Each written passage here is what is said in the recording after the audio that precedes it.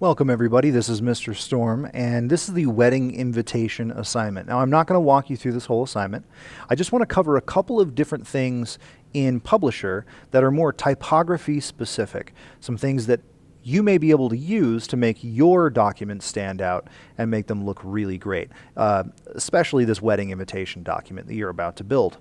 All right, so really quickly, I'm going to go ahead and just create the custom size. I'm going to create a new page size, and this is going to be 5 inches wide by 7 inches tall. It's going to be a portrait orientation. I'm going to call this wedding invitation. And click OK. And then I will create. So now I have this blank document. Now this is going to be mainly a text invitation. You want to give them a lot of information, like, obviously you want to tell who's getting married. You probably want to add a picture of them. You want it to look really nice and colorful, and but you want to tell when the wedding's going to happen, what time, when do they need to RSVP by, where are you registered, all the kind of stuff that goes on a wedding invitation. So this is going to be a text-heavy document. The picture is just ancillary. It doesn't necessarily matter. The important things on this document is the text. So we really want to focus on that. So with that in mind, I'm going to go ahead and show you some cool text and typography features in desktop or in Microsoft Publisher that we can use for this assignment. So first of all, I'm going to just type out a bunch of stuff. Please join us for the marriage of two awesome dudes, I guess. I don't know.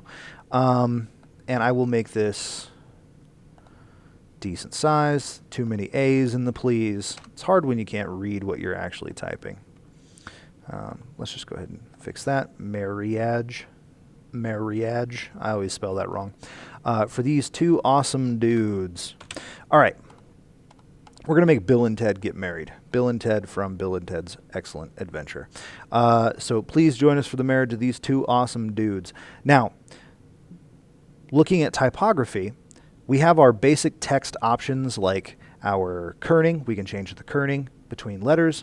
We can change the leading between the lines by going into our line spacing options.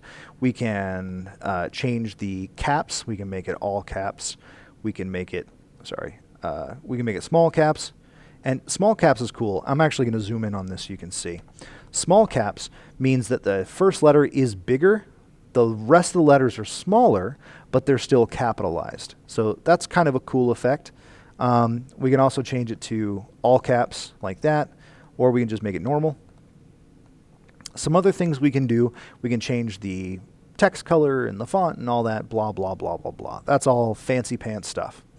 What we also can do is we can go into styles, and styles gives us pre-formatted sets of text that we can just dump in. Now, it's rare that you're going to find the exact style you're looking for. This is mostly for creating multi-page documents like textbooks or novels or something like that, which we'll get into in desktop publishing too. If you go to the text box tools and the format tab, go over here, there's an entire section dedicated strictly to typography. And this is what I'm going to focus on right here. This is, I really want to dig into this menu here because this is where you're going to do a lot of your typography decisions. So we have our font style, whether it's italic, bold, or bold italic. We can change our font size, font color. We can change the fill. We can add a fill effect to our text box. We can go in here and change the underline. We can underline it. We can small cap, strike through. All that stuff can be done here. We can also change the number styling. If we have numbers in our text, we can change the style of the number, so it can be tabular or proportional, or it's okay if you don't know what those mean. Just try those options later when you're kind of goofing around. We can change the ligatures. So we can do, well, this font doesn't really have ligatures, but we can get rid of ligatures, or we can change them and make them bigger, that kind of stuff. Right here we have more effects, and more effects is where we're going to really dig into it. So we can add shadows, blur, transparency. We can change the angle. We can do all kinds of cool stuff with the effects here. And let's do a cool shadow there. We'll actually add a reflection as well. Do one like that. Click OK and click Apply. And now we have a shadow and a very reflection that makes it really hard to read. Let's see what else. We can also do glow, 3D. We can do all kinds of cool stuff. And that's just changing the actual letters themselves. Let's look over here at, those are our ligatures. So yeah, that's what ligatures mean. There's a little. We can also change to artistic sets. So we can change. This font actually looks like it's pretty uniform. Some fonts you'll have a bunch of different ways that the letters can be kerned together, and the individual characters can actually look. So you can go through and find the stylistic set that works best for that particular set of font. One thing we can do is we can add a drop cap. Now, drop caps are cool because drop caps will allow you to create a big first character, and the rest of everything else, all the rest of the text kind of wraps around. So we can do that. It looks better with an entire. I'm actually going to get rid of that reflection really quickly because it is gross. Let's do no reflection, and OK, and apply, and OK. So it looks better with a lot more text, especially if you're like writing a novel and you want the first paragraph of the first chapter to have a drop cap. That looks really nice. So I will get rid of the drop cap because it doesn't look really nice right now. We can also use, oh yeah, we've already looked at that. What else? Oh, come on.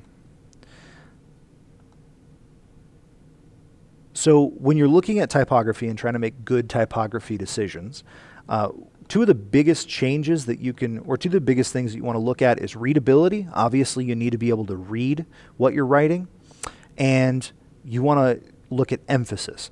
What is the thing, the word or the sentence or the piece of text that needs to be emphasized the most?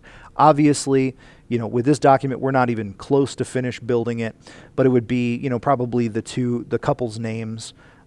We would want to make sure that they were big or a different color or both or in a place of prominence on the document. So we need to decide what that's going to look like. Let's see, what else?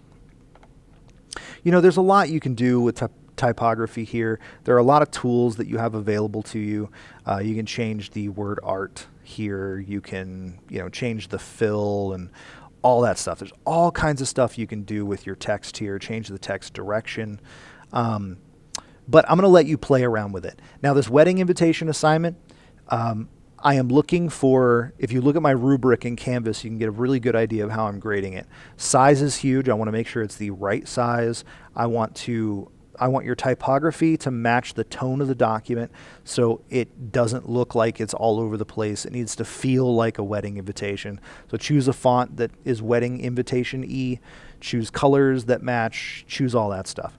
The design, I'm looking for white space, balance, contrast, repetition, proximity, those kinds of things. So these are all decisions you need to make when you're building your wedding invitation. I'm going to leave it there because I don't want to taint your ideas too much with my own. I want you to be able to do this and make it look the way you want it to look. I want to be surprised by these. So really try to impress me. And better yet, try to impress yourself. You never know if you can do it until you give it a shot. So go ahead and get to work, and I can't wait to see what these look like. I will see you next week.